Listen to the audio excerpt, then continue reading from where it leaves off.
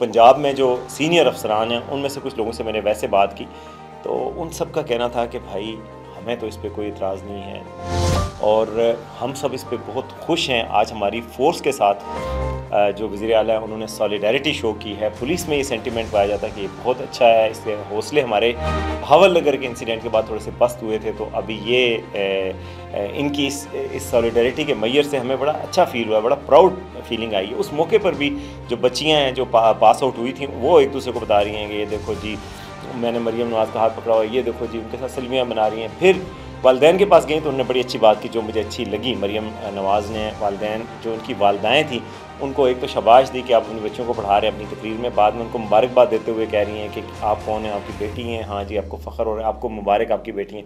आखिर में उन्होंने कहा कि मुझे भी मुबारक कि ये सारी मेरी बेटियाँ भी हैं।